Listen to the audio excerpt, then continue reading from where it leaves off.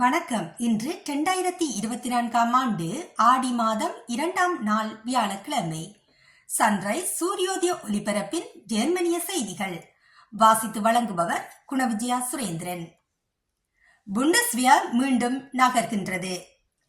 Boris பிஸ்டோரியஸின் கோடைகால பயணத்தின் முதல் நிறுத்தம் புண்டஸ்வியரின் இயந்திர அறைக்கு ஆகும். ஏர்போர்ட்டில் உள்ள தளவாட கட்டளையில் அமைச்சருக்கு பெரிய நிகழ்ச்சி வழங்கப்படவில்லை. ஏனென்றால் இங்கு சத்தம், புகை மற்றும் புகை போர் விமானங்கள் மற்றும் டேங்கிகள் இல்லை.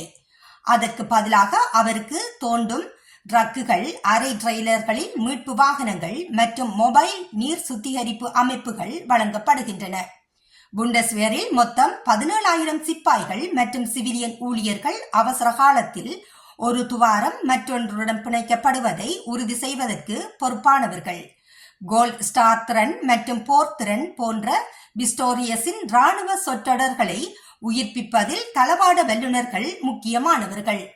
அவசர காலத்தில் நேட்டோ துருப்புக்கள் கூட்டணியின் பிரதேசத்தின் கிழக்கு பகுதிக்கு மாற்றப்பட்டு ஜெர்மனி ஒரு மையமாக மாறினால் அவர்கள் ஒரு கருத்தை கூறுவார்கள். உக்ரைனில் ரஷ்ய ஆக்கிரமிப்புக்கு போருக்கு பின் போர் துருப்புகளுக்கு எரிபொருள் வெடிமருந்துகள், உதிரி பாகங்கள் மற்றும் உணவுகளை வழங்குவது எவ்வளவு முக்கியம் என்பது தெளிவாகிவிட்டது.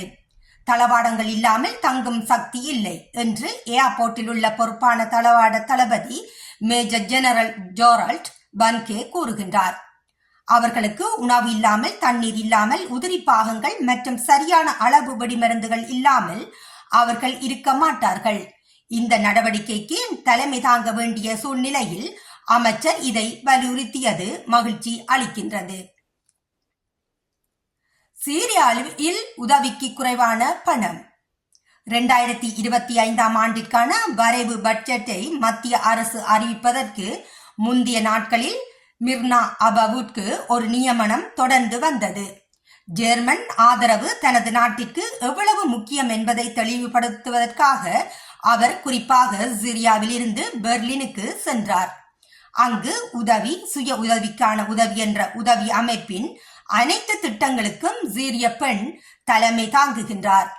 பெடரல் வெளியுறவு அலுவலகம் மற்றும் பொருளாதார ஒத்துழைப்பு மற்றும் மேம்பாட்டுக்கான மத்திய அமைச்சகம் ஆகியவை இணைந்து நிதி அளிக்கும் திட்டங்கள் இந்த பகுதிகளில் இப்போது கடுமையான சேமிப்புகள் செய்யப்படுகின்றன என்று அபுட் கவலைப்படுகின்றார்.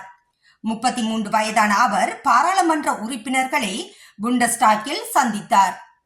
வெளியுறவு அலுவலகம் மற்றும் BMZ ஆகியவற்றிலும் அவருக்கு நியமனங்கள் இருந்தன. அனைவரும் மிகவும் ஆர்வமாக இருந்தனர். சிரியாவின் நிலைமை இன்னும் எவ்வளவு மோசமாக உள்ளது என்பதை சிலர் உணரவில்லை. ஜெர்மனியில் மீண்டும் குறைவான பிறப்புகள். பெடரல் புள்ளியியல் அலுவலகத்தின்படி 2023இல் ஜெர்மனியில் 6,92,989 குழந்தைகள் பிறந்தன. 2022ஐ விட 6% குறைவாக ஜெர்மனியில் 2023ஆம் ஆண்டை விட கடைசியாக குறைவான குழந்தைகள் பிறந்தது. 2013இல் 6,82,069 பிறப்பு விகிதம் என அடிக்கடி குறிப்பிடப்படும் ஒருங்கிணைந்த பிறப்பு விகிதம் முந்தைய ஆண்டை விட 2023இல் 7% குறைந்துள்ளது.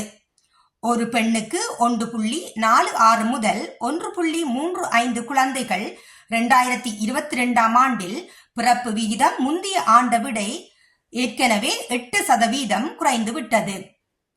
புள்ளி விவரங்களின்படி 2017 முதல் ஒரு பெண்ணுக்கு குழந்தைகளின் எண்ணிக்கையில் சரிவு மற்றும் கொரோனா தொற்று நோய் தொடர்பாக 2021ஆம் ஆண்டில் மட்டுமே குறுகிக்கிடப்பட்டது. கடந்த 2 ஆண்டுகளில் கணிசமாக அதிகரித்துள்ளது. 2023இல் பிறப்பு விகிதம் 7% குறைந்துள்ளது. தாயின் தேசியம் எதுவாக இருந்தாலும் ஜெர்மன் அல்லது வெளிநாட்டு இருப்பினும் ஆரம்ப நிலை வேறுபட்டது.